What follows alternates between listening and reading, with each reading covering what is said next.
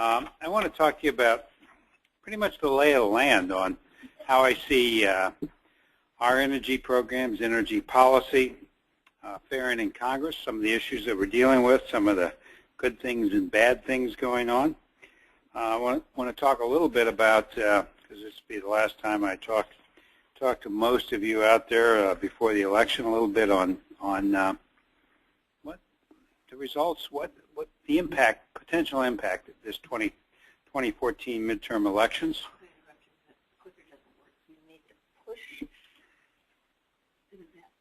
Oh, I have to do that. Okay. It's one of those technology things. This is okay. Okay, we got everyone circling around me. Okay, no, I'm okay. The technology in Bradley's always, it's never mentioned in the same sentence. So we're going to talk about impact of the midterm elections, things to think about, some opportunities, I think some challenges. Okay. A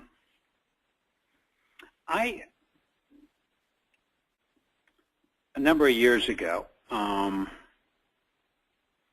was not satisfied with the coalition that was together, Congressional coalition together on, that came together on weatherization, both in the House and the Senate. We constantly had problems with, on energy and water or POPEs, for instance. The ranking Democrat, Pete Visclosky, every meeting we had with him for years, he would still start off asking, why are there billions left over on the weatherization stimulus? Why are there billions sitting in state bank accounts? And with that, you always have to go through the same response and the same answer, and you'd say, no, you're wrong, and here's what you go. But with that, there was a feeling on the House side that they were going to fight for a very brief time and then use the excuse of not hearing from the administration or all the confusion to not really drive toward the goal line. On the Senate, I felt that was true also, and that is some very good members involved, but members that would settle for second or third place. When we need a victory on this, we need first place on this. So the life has changed in, I think, a pretty substantial way. There's a new team at House Labor H, or House Energy and Water, and that's the ranking Democrat is Marcy Kaptur of Toledo. The chair is Mike Simpson of Idaho. Good thing is Kaptur and Simpson get along very, very well, number one. Number two, we had some problems in Marcy Kaptur's district. She's in northwest Ohio, northeast Ohio, Toledo, my hometown, some areas around there. Things were not great. People have invested a lot of time and corrected those problems, and now she has confidence in the program, and weatherization has emerged as one of her top, if not the top priority on energy and water. So the relationship between Simpson and Kaptur, strong. Two, programs in their respective districts, very, very good. And three, a realization that victory is not anything above 70 or 80 or even 100 million, that we have to drive harder and faster and set our sights higher on funding needs. Even after the House had a successful market, we felt, on energy and water, Marcy Kaptur, right after the market, came out to me and said, David, we got to get to 250 on this. We've got to do better. I'm not giving up on this. So it is a new team that I like. I think this is potentially a winning team. On the Senate side, it's the Chris Coons and the Jack Reeds, still very, very important team players. But it's also the Susan Collins, who's terrific, the Lisa Murkowski's, the Tammy Baldwin's, the Jean Shaheens. There's a whole new coalition involved that want to win on weatherization. And that's nice to see. It certainly is enjoyable to work with that coalition because above all, they're committed to winning, and above all, they really care about weatherization. There's still issues out there that complicate our life. and make our task in Congress that much more difficult. Some of it's unnecessarily difficult.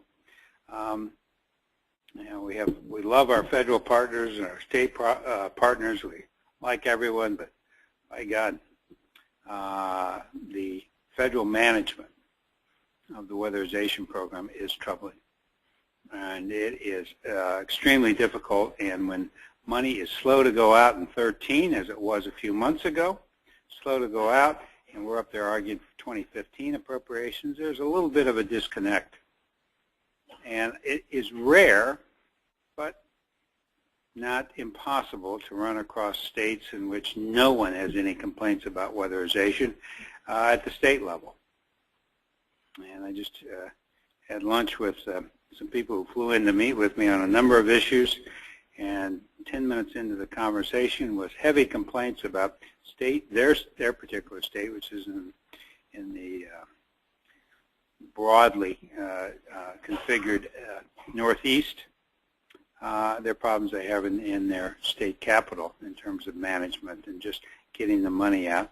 So funding delays hurt us. It not only hurts the local program, but it complicates our task on Capitol Hill. Second is all the interest in weatherization by other groups as a source of funds. And a lot of these are very, very good or well-intentioned organizations, but we know that weatherization takes some skills to operate a program, some training, some technical abilities, and not everyone can do it. Plus, it is relatively complex when you look at the numbers that we weatherize. There's a lot of networks up there around this town that want a piece of that weatherization money. And so what it sets up is our program, our grantees, a couple other organizations joining us, sometimes against 10 or 15 or 20 or even more than that organizations all wanting a piece of that. That tension comes up quite a bit, so we see that. On reauthorization, my worry and our involvement in reauthorization, I'm still figuring out where all the players are at in terms of the House and the Senate, what their true priority is, what their piece that they have to have there, or their price of supporting a bill. We know that some members that claim to be champions of weatherization, actually what they really want is a particular grantee back home to get funded, or special interest to get involved with the bill. So the coalition on reauthorizing weatherization, although we're still placing all the members in categories and camps that we think we can move, or we think that will be champions, or we think we're going to have issues with. The critical thing is, and the good news is on this side, is that the field is large to choose from. It wasn't too many years ago that it was just maybe an Olympia Snow or a Susan Collins or a Jack Reed and one or two others, with almost no hope of champions on the House side. The field has broadened, and it's broadened because of despite the federal obstacles in terms of management of the program, money getting out, in spite of state hurdles, the field has broadened, the coalition has broadened because back home we're successful in doing good work, and Congress recognizes that. I'll also argue, some may disagree with this, I'll also argue that the program is small enough. We want it to be larger, but even at $250 million, this is a small enough program for a lot of members to say this is small enough that I can get my hands on it, I can play a positive role, and I don't have to worry about the Tea Party attacking me for excess federal spending, or this is an issue that is small enough that I can really get some credit and win on. What bills will move in a all-Republican Congress is out there. It's hard to say. The likely to be the chairman, the next chairman of Energy and Water on the Senate side, Lamar Alexander, has told me he thinks the next 2 years are going to be simply about oversight and developing policies in anticipation of the 2016 elections, in which there's some degree of confidence, at least among some Republicans, that they may hold the keys to the entire kingdom, House, Senate, and the White House after that elections. So we don't know necessarily the what energy issues are likely to move, except that we know that whether it's Keystone, whether it's exporting natural gas, whether it's some of the issues on fracking, we know that energy issues will be front and center before Congress. What we don't know is how the politics, particularly who's left standing after the 2014 election, will impact that. What we're asking at this conference, and all of the thousands of you listening around the country, is that I hope that if Senate Republicans in coordination with House Republicans are saying we're going to take a longer view of policies that we should develop, and their longer view is 2 years, then perhaps we should say let us take a longer view, 5 to 10 years, in which we look at policies that we should be proposing to Congress, initiatives, priorities that we should have, both in a Republican-controlled Congress that I think is likely, but also for the next administration, be they Republican or Democrat. So it really is time to start setting out those benchmarks going forward legislatively. LIHEAP. Again, we are disappointed in this administration. We have lots of friends. We like everyone, but we're disappointed in them. They have a very, very consistent record of not supporting LIHEAP. And that goes to the White House. And by the president not supporting, by the administration not supporting LIHEAP, it gives friend and foe alike a reason to opt out of fighting for more money.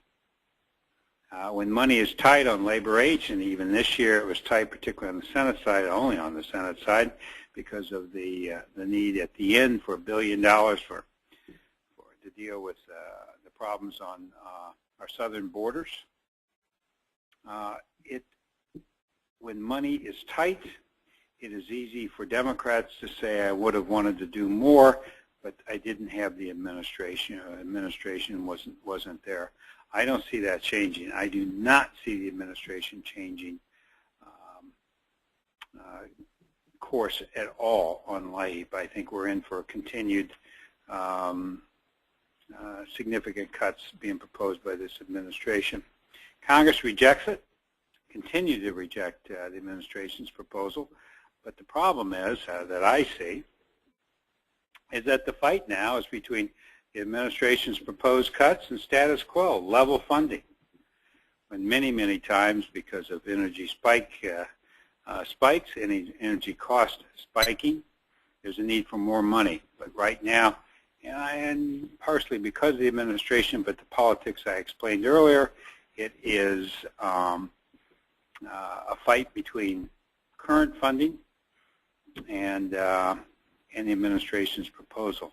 It's never a fight in the last 3 years about more funding.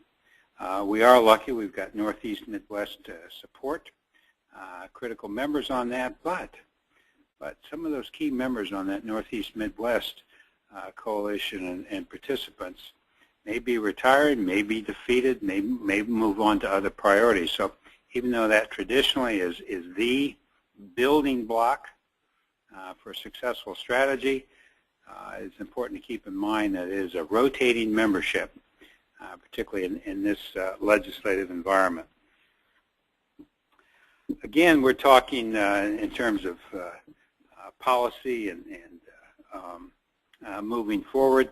There is a sea change out there in energy markets, technology, and options the last 5 years that we don't fully comprehend the impact that that's going to make on the eventual passage, successful passage in Congress of energy legislation, but we know there's more abundant shale gas. We know there's more oil production, biogas. But we also know that the politics surrounding energy is heated. It is at an accelerated rate and intense. And it's just some of these extraneous energy issues that we may talk about, say Keystone Pipeline.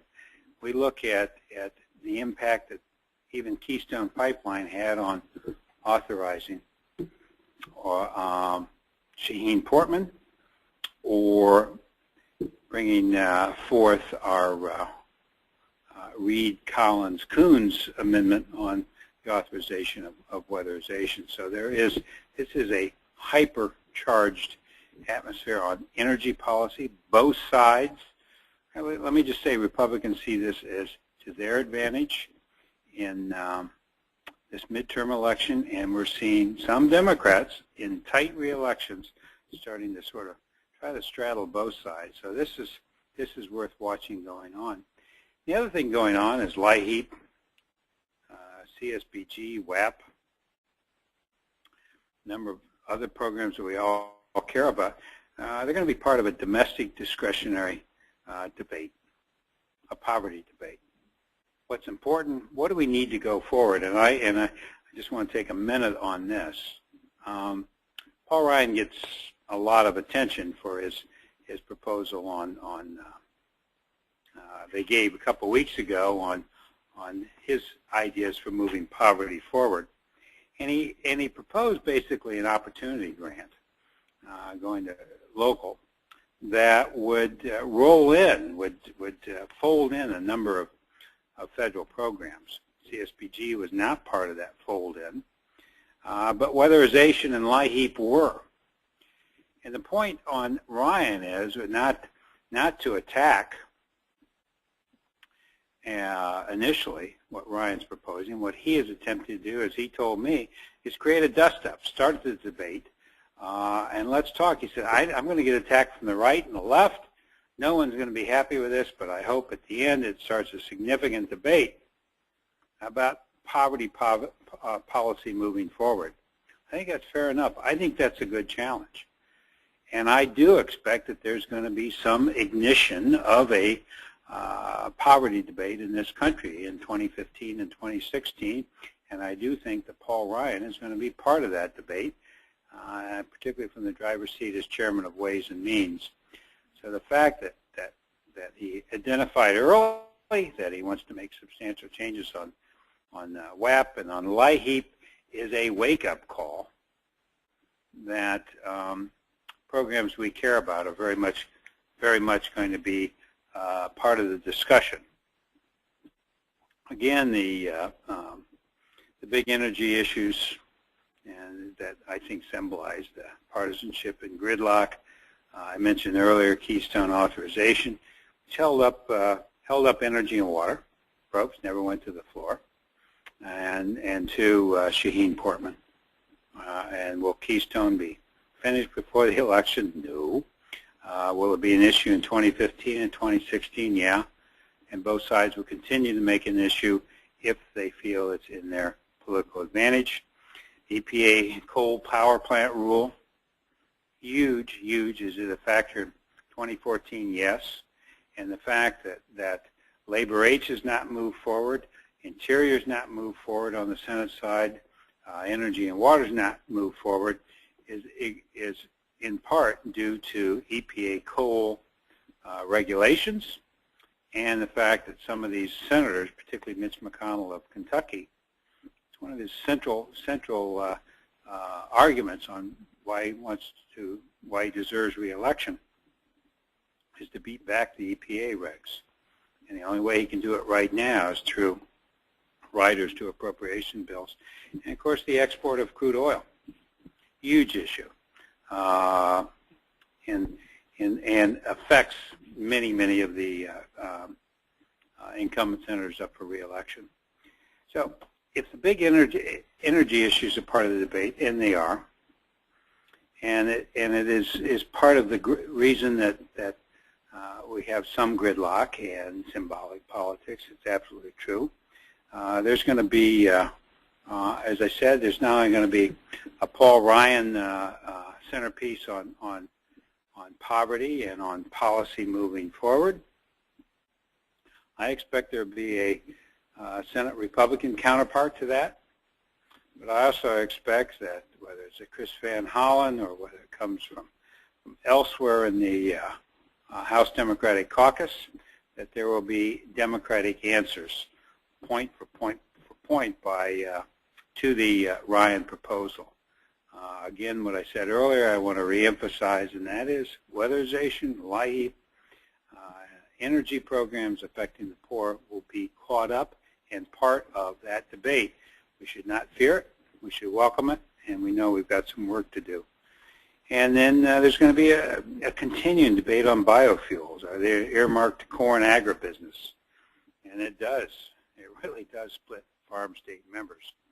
Tax extensions, tax credit extension for renewable fuels, that's one of the issues tying up these tax extenders. So like it or not, energy and energy policy and energy questions are contributing to this stalemate and to this gridlock that we're in now. So I expect that just about every program I'm involved with will be up for grabs next year. That's meaning part of a discussion, part of a dialogue that if we don't pay attention, if we don't engage, could easily turn and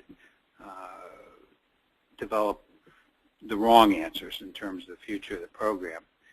But I'm not afraid of it, nor do I fear it. I think that it is a pretty good opportunity to win some new friends, do a lot of education, and perhaps even strengthen these programs in ways that we haven't thought about yet.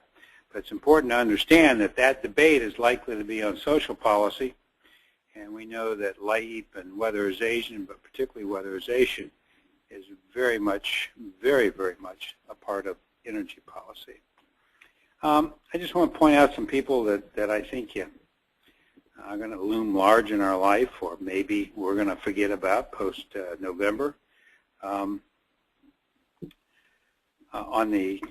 my right, I assume on your right as well, Mary Landrieu of Louisiana in a very tight election, re-election in Louisiana. We may not know the winner of this Louisiana Senate race until December, a runoff. She consistently polls well below 50. That's always a danger sign. If she loses, Lisa Murkowski becomes chair of Senate Energy, and she's good on weatherization, a little less so on LIHEAP, but very good on weatherization. And I think a Republican senator, two things. I think she is a very, very able legislator, and two, the fact that you've got Landrieu and Murkowski on this shows you in the Senate the balance of power continues to be and will continue for the foreseeable future, women senators, women legislators. And also I wanted to mention a couple Udalls on there. One Tom has mentioned. He should win re-election pretty easily, but rising influence, particularly with the tech agenda, and he does have strong strong support for our programs. But the senator that I think is potentially just a key ally on our energy agenda is the other Udall, Mark Udall of Colorado, and he is facing an extremely difficult re-election this fall. Energy and water, it switches from, if Democrats lose control, Dianne Feinstein to Lamar Alexander. And Alexander's privately has raised questions about the effectiveness of the weatherization program in places in the country that he might be interested in, but he's an able legislator. What I'm looking for, if that happens, there's a plus side and a downside. The downside is women Democratic legislators or women senators as a whole have a lot of influence and are able to really work with Dianne Feinstein, Senator Feinstein, very, very well. That is a winning combination. So that losing that clout with a Collins, a Murkowski, Shaheen, people like that, that would be very, very disturbing. The other thing I'm looking at is Lamar Alexander, even today, has a race for a primary Tea Party primary challenge. So he's had to sort of trim his sails a little bit and a little more cautious, a little more conservative than perhaps he was 3, 4, 5, 6 years ago. What I'm interested in seeing is what Alexander emerges post-primary, post-today. Will he turn back and be the Lamar Alexander I've dealt with for almost 12 years? Or is this tacking further to the right, as many of his colleagues doing, more of a trend if it's that way? And I think Alexander may pose more of a challenge for us than an initial opportunity. So when we look at the outcome of the election, or what the likely outcome, and right now my predictions are, which I'll deny that I ever said them, but this is probably on tape somewhere, but if I had to predict today, Republicans will win 7 to 10 seats in the House, and if I had to predict today, Republicans control the Senate 51-49. So I think we're likely to see a change. So the questions post that are, will the Democratic base of Greens come home in spite of Obama and Congress's perceived weaknesses on the coal rule, on Keystone, on offshore drilling, and so forth? Will they come? Second question is, in the aftermath, does energy matter to the voters? Do they care about it much anymore?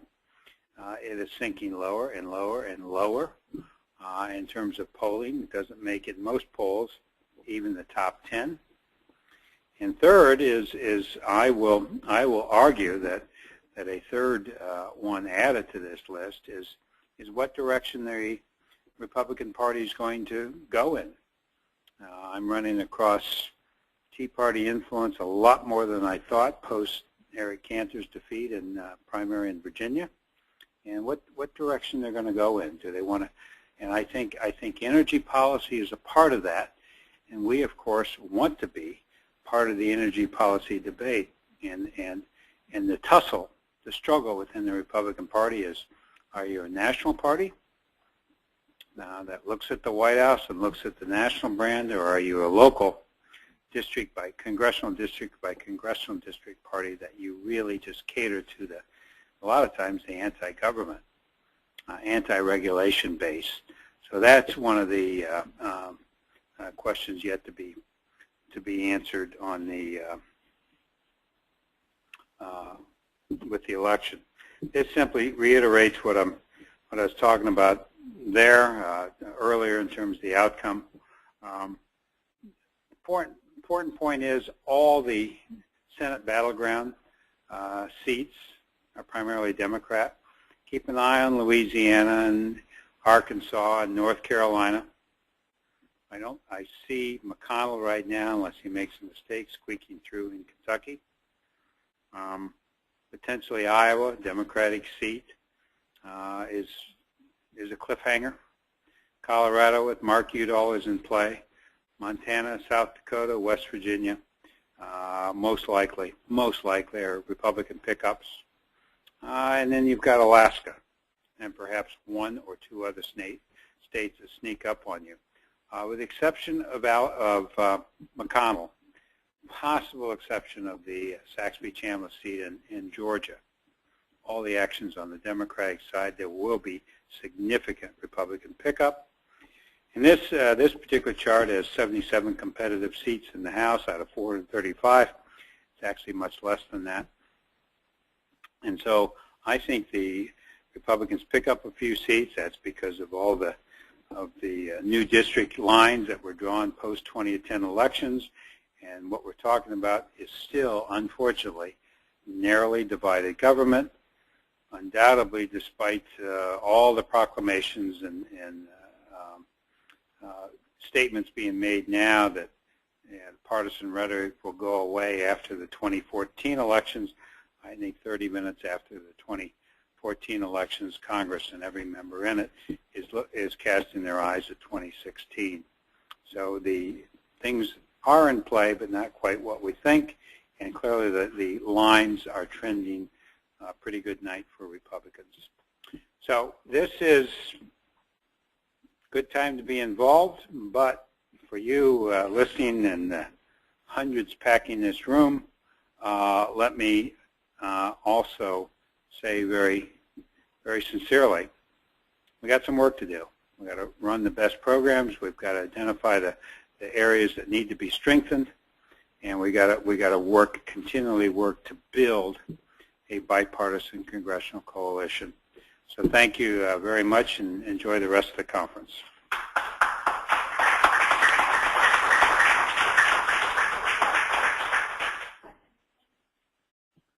Where do I look for questions? Anybody in the room might say something. Okay. Question first, and then off-site they'll write their questions into the team back in the control room. We do not have whisper them to me. From the participants. Okay, this says leave. That's okay. Stage now. No, Yeah. So anyone in the room with questions or comments? Station questions. I have a quick question. Don't know how quick it is. Anyways, my name's Stacia. I'm from Ohio Partners from Affordable Energy. Work with Dave Reinbold. I've heard of him. Absolutely. So we have been working very hard at trying to create a linkage between health and weatherization, and trying to educate legislatures about the actual non-energy benefits of weatherization on the health side. So in Ohio right now, there are two health bills that can integrate payment for home retrofits and weatherization. We're curious how on the federal front or DC front, is there any headway that's being made or opportunities to try to continue that push because our value justification, we're losing steam on the energy side, and we're gaining steam under the Obama administration with the health side. But we're just now starting our groundbreaking efforts on trying to really communicate that. And it's a very different initiative than Healthy Homes. We aren't dealing with Healthy Homes. We're not talking to them. That's still the energy side. We're really trying to go on the affordable care side. I think you've raised a terrific question and also a terrific concept. Here's how I see where the debate has taken us to at this moment and where it ought to go. I think what we're doing so far on sort of reassembling a team, Congressional, is based on sheer politics and relationships and trust, I hope, with members and some of us. To sustain success is going to take policy. It's going to take, I think, stronger, better arguments, particularly in an environment that may get worse for domestic spending rather than better. And I can tell you that the old energy arguments on appropriations don't work or aren't as successful as we would like. So I think linking weatherization to health is a strong, strong move. I would hope that if you're successful in Ohio in terms of crossing that bridge, I would ask one thing, and this is dangerous to do on video. The way to win, with so many Republicans in your state delegation, I think it's either 10-4 or 12-4. It is heavy R, very few Ds. We could win this, and we could win that argument if one person in your state embraced it and made it his argument, and that's your governor. And Kasich weighing in on this would be a game changer for us. We have his cabinet on as part of our team. And the way that we've approached it is the savings to the Medicare program and Medicaid. And my strong impression is that Governor Kasich has grown more and more comfortable with the Community Action Network. I give some people, Phil and others out there, lots of credit. But two, I'm operating under the assumption that at some reasonable period of time, most likely after the midterms, Governor Kasich may be in a position to do something for this network. And I think a statement, I think a letter, I think a comment, I think a response in an interview helping make this link would be of incredible value going forward.